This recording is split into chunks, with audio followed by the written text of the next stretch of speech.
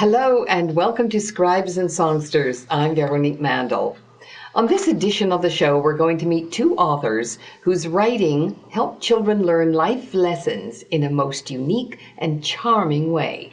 Christine Paris has been a devoted elementary school teacher for the last 20 years, incorporating stories into her lessons and artwork each day. She's also an artist, a Reiki master, a Samyana healer, and nature enthusiast who walks in Ojibwe Park as often as she can.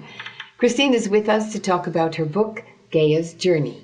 Christine, welcome to Scribes and Songsters. Thank you. Thank you for having me. My pleasure. I'm delighted to have you here, especially after reading this lovely book. But how about if we go back and talk a little bit about your background so that we can lead up to actually explaining how all of this came about. Sure. I felt as though there was a lot of everything you do in here. Yes, there is. Yes, it's true. There's a lot of me in here, and my inner child, I think. It really is charming.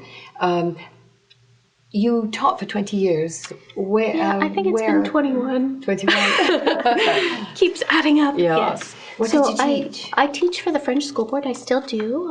I work at Saint-Ursule, which is a French school in McGregor, and I do some training for the teachers now. So PD days, I give some workshops, and I go into the classrooms and give lessons. So it's not just, I don't have my own classroom anymore, but I'm still a teacher. Is it more interesting not to actually have an assigned class and to be able to do these various things? I think so. I'm somebody who likes a whole lot of variety. I've traveled a lot. I've done a lot of things. So yeah, for me, it's exciting. You can go into different grade levels. I get to see the students from JK all the way to grade 8. I go into the different classrooms, work with the different teachers. So for me, I get to learn a lot. I find it more exciting than when you're in your classroom, you learn from just your students. When you're in the school, you get to learn from everyone in the school, all the classrooms and all the teachers. So it's a fun place to be. Yeah, it's and really the principal. I learned a lot from her. Yeah, a cool experience. Yes, it is. Yes. Now, you're an artist, and I went online and looked at your work. It has a mystical quality. Tell me, did you start art before you wrote? I think they've always gone hand in hand. Ever since I was a child, I remember doodling in class a lot as a student, and writing as well. So I think they've always gone together. As for the mystical quality, I use art and writing, I think, as a way to heal myself and others. So in my art, when you talk about mystical qualities, I often include, so I see there's a piece here. You can see I include some sacred geometry in there, there's words in there, there's healing oils.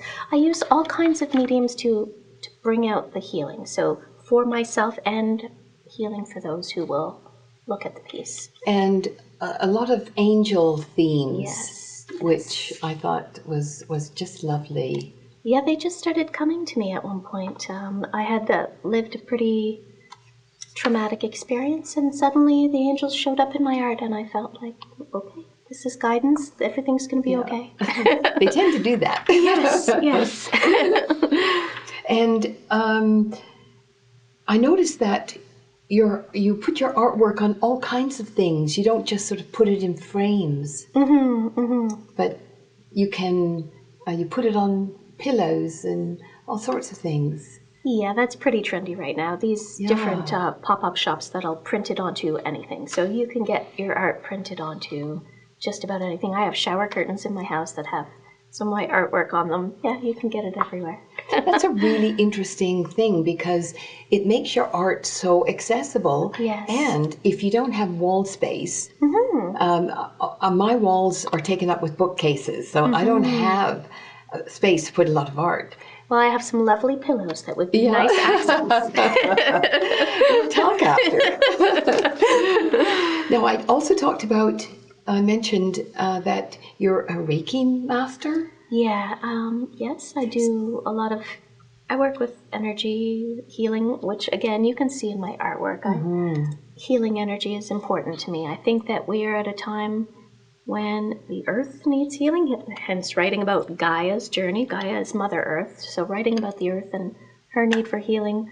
I think a lot of people around us need healing, so the artwork and the art shows I've been doing have been a lot about raising funds for mental health, and at least in the last year, about trying to heal those who are in need, because I did lose my brother recently. So that was this journey has been very much about not just healing me, but trying to help others who need that. Yeah, sorry for your loss. Thank you. Now, the last piece that will lead us to your book is your love of nature. Oh, yes. Yes, I love to walk in Ojibwe. A lot of the pictures taken in this book, the ones that are pictures and not paintings, are taken in Ojibwe.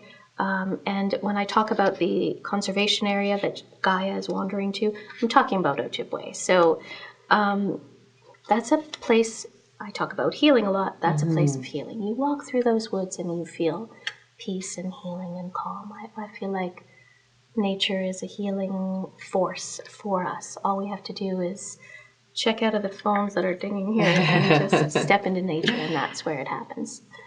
Now we come to Gaia's journey. It is such a charming way to teach, probably not so much to teach children. You actually have the little girl teaching her mom. So give us a synopsis of the book before we talk about each of the chapters, and then I'll have you read for us. Sure. So, yes, Gaia is teaching her mother for sure. So, as I said, I think Gaia is my inner child. I also think she's my daughter, the child I wanted. So I'm both the mother and the daughter in this scenario, I think, in this book. So I think that happened. I think that relationship of learning from the child is something that I learned from being a teacher. You learn so much from the kids. They come up with the most amazing things, and things that you may have thought about when you were a child, but you forget as an adult because we're busy in the intellectual world. We forget about curiosity. We forget about, oh, wow, look at that. Dragonflies have 4 wings, not 2. Things that children notice and that we forget as adults because we're busy. Now, maybe you should read the piece that we talked about now, because that will set up Gaia. And and then I'd like to talk about the experiences that she has. Sure. So I'm just going to read the introductory paragraph about who Gaia is. So, Gaia was a little girl with hair as black as night that shimmered in the sun, and eyes like twinkling stars that glimmered with awe for the world around her.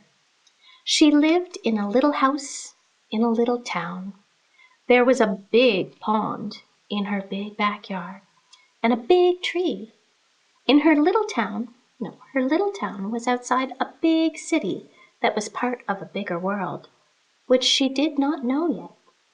She lived with her mother, who lived with her mother until recently, Gaia's grandmother, and she felt connected to them and to the world around her. So that's a little introduction to her, but every intro leads to her adventure in nature. Yes, and you start with spring. Yes. And I should let you tell us about it. So how do we get to that final lesson in spring?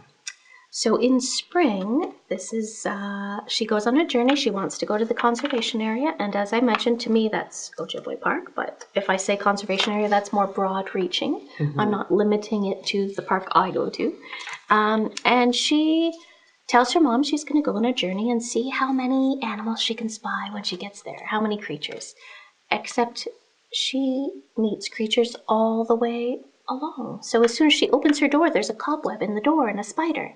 And she keeps going, and she discovers that spiders have 8 legs. So she learns a lesson with every insect she encounters or animal, and they all happen all the way up to the park. And once she finally reaches the park, she realizes she's really hungry. So all that journeying, the destination was the park. She already saw 8 different animals before even getting there, but now she's too hungry to go in. So she goes back to her mother, and she tells her mother, I guess sometimes it's about the journey more than about the destination. And the mother tells her, "You are wise beyond your years." And that's a theme for every chapter. So. Yes, yes.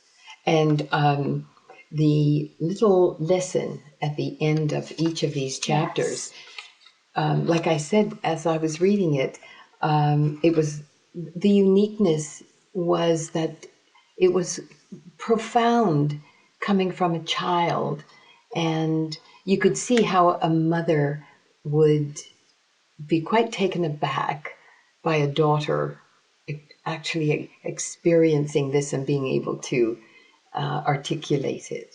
Well, I think this very much comes from, again, from my students. They come up with things, and you.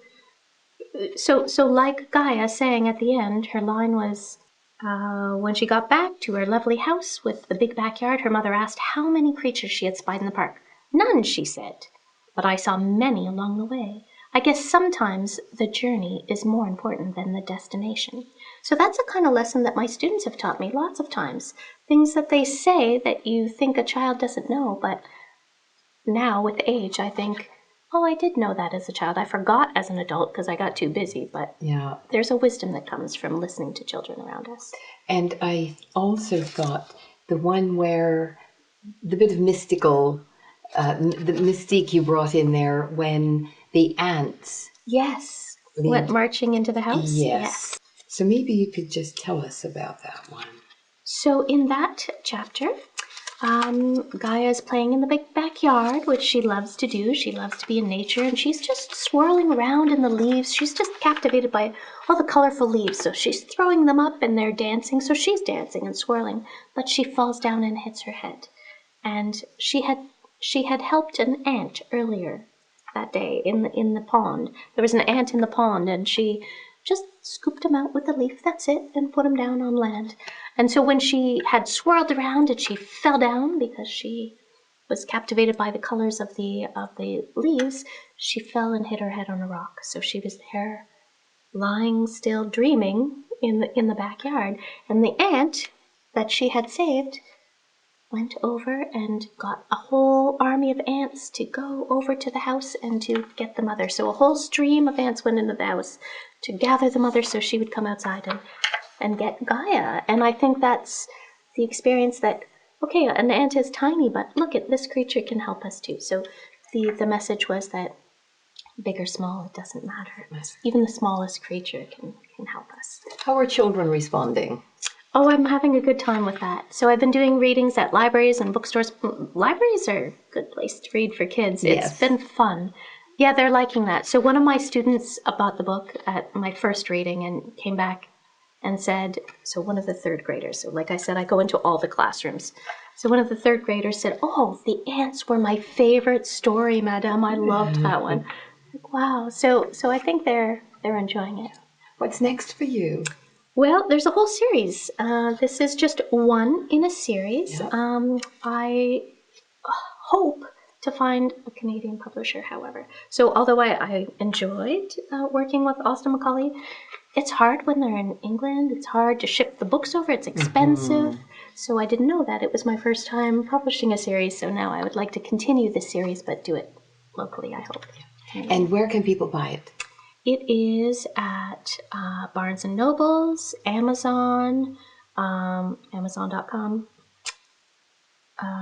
Indigo's in Lakeshore, Biblioasis in Walkerville, Storytellers in Walkerville, and various other places online. So, thank you so much. Thank you so much. It was a pleasure. Likewise.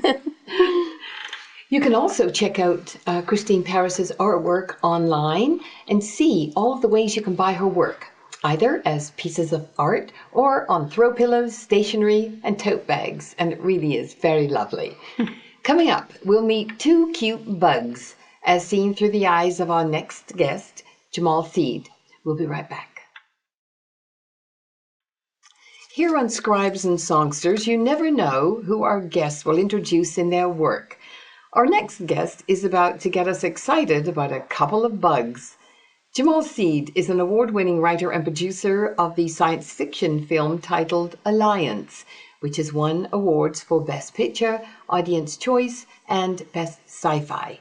Gemal also creates video, film, and interactive works and is presently working on a novel. We're going to find out about the series of children's picture books, including the most recent one, Chug and Thug Ride Trike. Welcome to Scribes and Songsters. It's an honor to be here. Thank you so much for inviting me. Oh, my pleasure. Now, before we get to the Bugs, who are just terrific little fellas, tell us about your background. Now, I understand that you were an IT guy, but you were also in the film world. Yes, I have about 30 years of experience in IT, mostly in senior management, like VP level and Chief Technology Officer level. And much of it has been with the entertainment industry. I lived in Los Angeles for 21 years. So I worked for Disney and Warner Brothers and several smaller internet-related or entertainment-related companies. And I also have about 10 years of experience in higher education. So all with IT. The creative efforts that I've done have been along the way, done on a part-time basis. What was it like working with some of those companies in LA? Well, it's really exciting. It's, you get an appreciation for the tremendous amount of artistic and creative efforts that go into the products. It's when you see something on the silver screen, it's kind of, it entices you and you're entertained and you kind of forget everything else. But there's so much effort and so much creativity that goes on every level. So it gave me an appreciation for that. So what made you jump from IT to making a movie? Well, I moved back to the Windsor area because my parents were getting elderly and needed additional care, and the type of companies that I normally work for, they don't exist here in Windsor. No. And so I decided to say, okay, this is something that's been of interest of mine throughout my life, and I have time, and so why not do it now? Now, did you write the movie? Yes, the Alliance? The Alliance? Yes, well, it was a collaborative effort, but I would say my part was about 70%, and the director, he wrote about 30% of it. And tell us what it's about. Well, this was, I initiated this 2002, which is after 9/11. And I'd noticed, well, I felt that there was a lot of tension in the world, and I thought that it would be nice to have some contribution that would bring, the world together. So why not have aliens invade Earth, and then all humans have to band together in an alliance to protect themselves? Yeah. It's a really good concept, isn't it? So it was really a challenging. It was fun, but it was challenging. If you asked anybody about what kind of film you might make as your first foray into filmmaking, they would probably tell you, don't do period pieces, don't do anything that needs special effects, don't have children in it, don't have animals in it, don't do remote locations. All those things complicate everything. We had all of those. Yeah, I was going to say, you ignored them all. Yeah, I ignored all the advice. So, but it took us 3.5 years.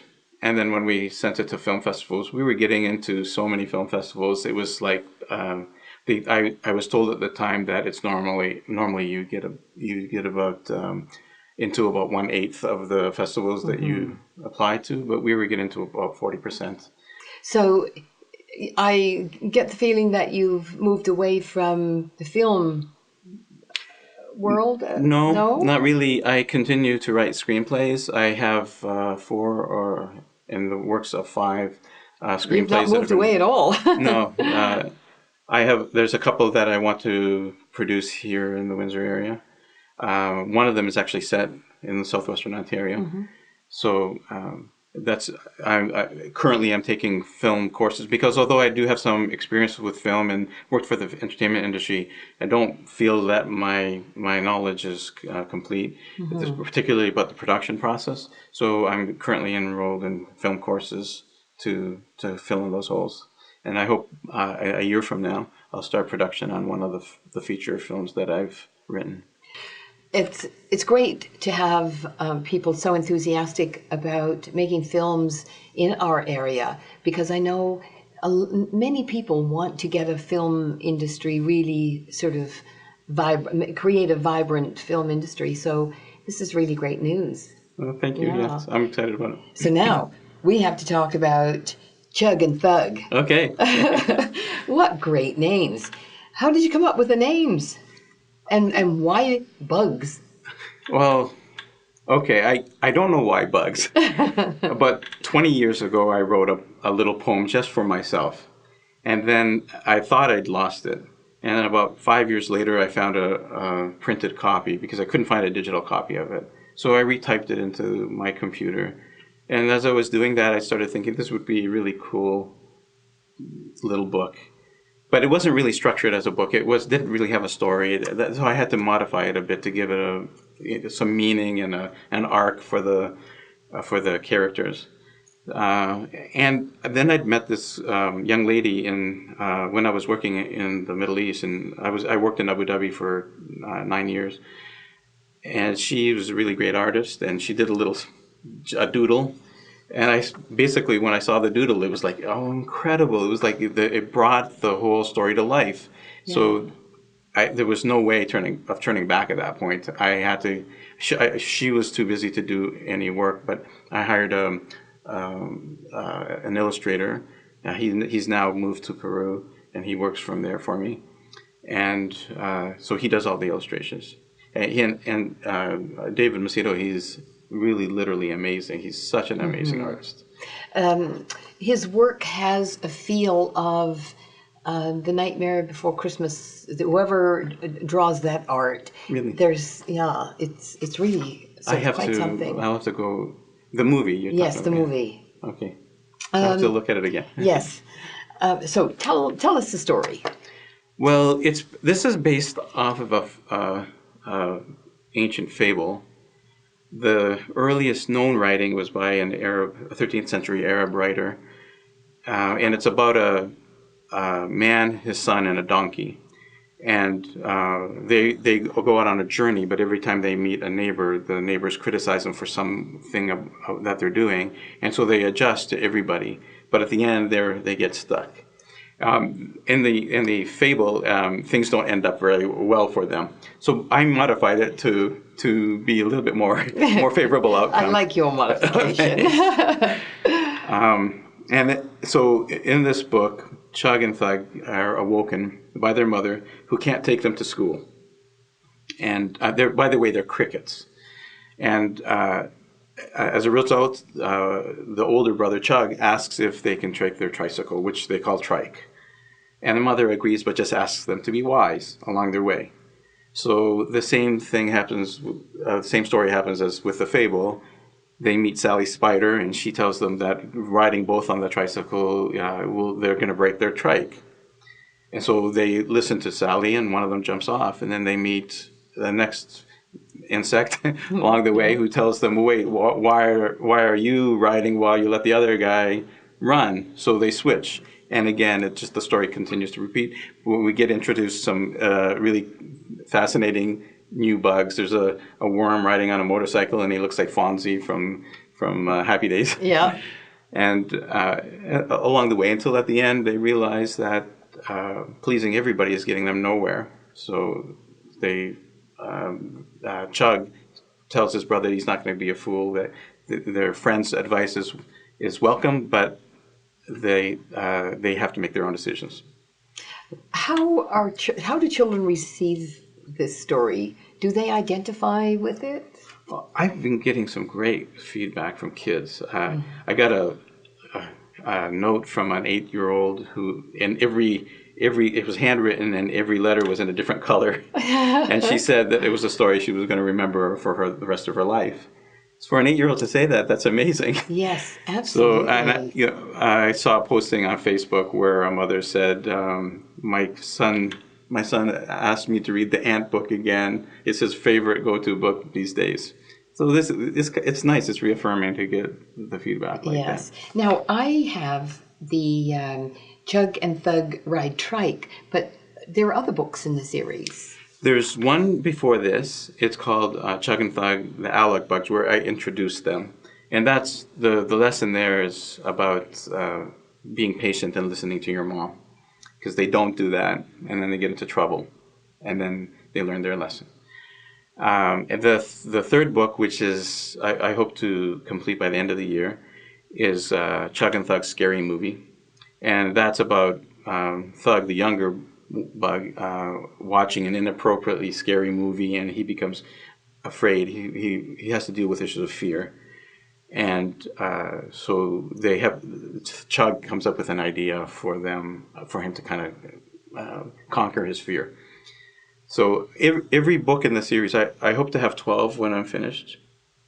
But everyone deals with an emotional issue that children may face, but they are reluctant to tell their parents or teachers about. Mm-hmm. So what I hope to do with the series is give a vehicle if a teacher or parent is reading the book to them, and then they can ask questions of the books. Of the children, did you experience this kind of emotional issue before, and get them talking about it. Do you have children? I have 4, yes. And what do they think? About the books? Yeah. Oh, they think it's fun. They're happy. Yeah. They're grown up? Yes, they're all in college. I have one who's doing a PhD, and another is medical school, and one just graduated, and another one is on their way. Yeah, so they can be critics. Yeah, they can be critics. They're always critics. Once they reach teenage years and later, that's all they do. Exactly. So where can people buy your book? Oh, it's available at 3 bookstores in Windsor because I just started the distribution process. Yeah. It's at Biblioasis, at Juniper Books, and at Storytellers in Windsor. Plus, it's available online to Amazon.com or Amazon.ca. And I also have it available for sale on my website, chugandthug.com. Thank you so much. Thank you so much. That was a real pleasure.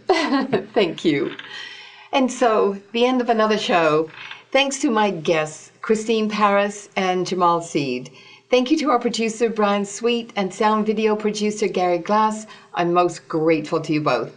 And a big, grateful thank you to Tony Toldo and the Toldo Foundation. And of course, biggest thanks to you for watching. Join me next time here on Scribes and Songsters. I'm Veronique Mandel. Bye for now.